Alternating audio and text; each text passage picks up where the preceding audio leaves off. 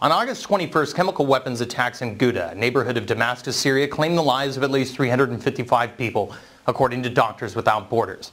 What we all saw was an inordinate amount of children, scenes of which went viral on the internet and propelled the United States to send 5 destroyers to the eastern Mediterranean with an undisclosed number of nuclear submarines, all of which are laden with cruise missiles, all ready to send a clear message to Bashar al-Assad of Syria that chemical weapons use was crossing the red line President Barack Obama drew 1 year ago. While on Monday, Secretary John Kerry and his U.S. State Department claimed Assad's guilt was a judgment already clear to the world, other mainstream media outlets disagreed, reporting that there was no smoking gun and that the evidence was no slam dunk. In fact, the evidence was all based off a report and analysis of Israeli Surveillance Unit 8200, our equivalent of the NSA. Not exactly an uninvolved actor in the region. Many problems, of course, arose immediately after the attacks in Ghouta. While the Syrian government is purportedly the largest stockpiler of chemical weapons in the world, the opposition has them too.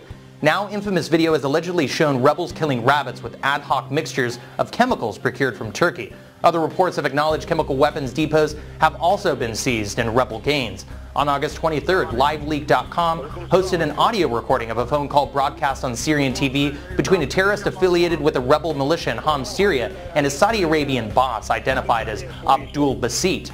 The phone call indicates rebel-affiliated terrorists in Syria, not the Assad government, launched the chemical weapons attack in Deir Balba in Homs, Syria, one of some 14 alleged chemical attacks pinned on President Bashar al-Assad.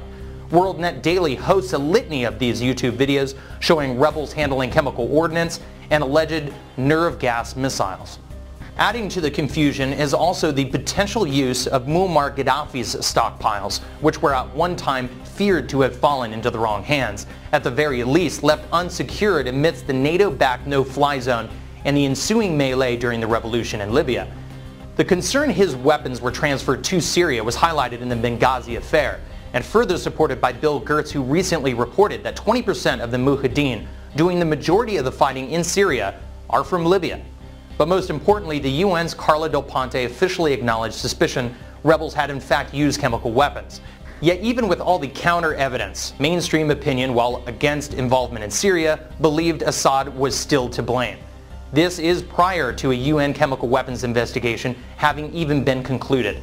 Much of the media is evidently still on the assumption as well, as CNN in classic pre-Iraq style and obviously with copious amounts of notes from ESPN are walking around a life-size CGI war theater resembling the state of Syria. So is there anything to the Saudi connection suggested by the post at LiveLeak.com? Well, we know that Qatar and Saudi Arabia are spending billions of dollars providing weapons to Syrian rebels. We know that Saudi Arabians host live auctions sending suicide bombers to Syria. Saudi Arabia and Qatar alone funnel millions of dollars to the rebels every month. But as RT's Gayane Chichikan reports, it's not just cash and weapons being smuggled into Syria, but ideology as well.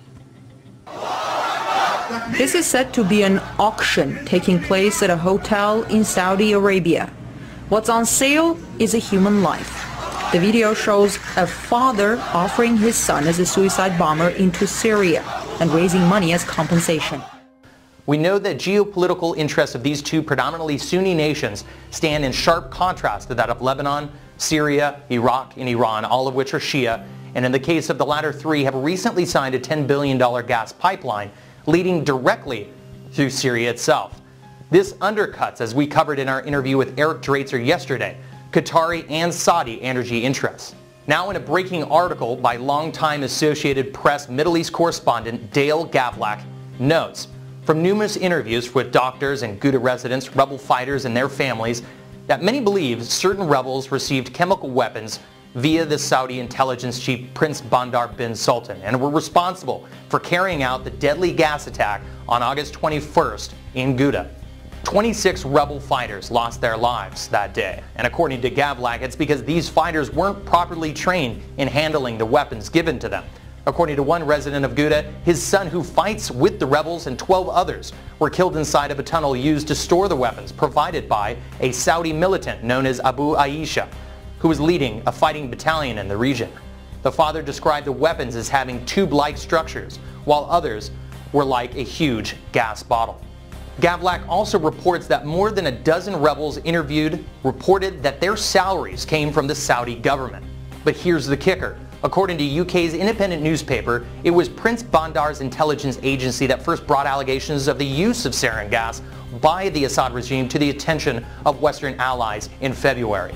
Now, the Iraq parallels have been hammered home in the last 72 hours, to be sure, so some might say it's appropriate that Prince Bandar, or Bandar Bush as he was called in those days, is back in the narrative. And if this report proves true and accurate, Barack Obama, just like George W. Bush, the CIA, and Colin Powell will have bought into the sweet, crude, scented lies by a man who's outlasted popes and presidents. And rather than further humanitarian goals and a responsibility to protect, American strikes will have advanced Saudi Arabia's top foreign policy goal, according to the Wall Street Journal, of defeating Assad and his Iranian and Hezbollah allies. A lot of people on the lunatic fringe, as it's derided these days, have been wondering who Obama really works for and whose interests he really serves. According to this report, the answer is more than obvious.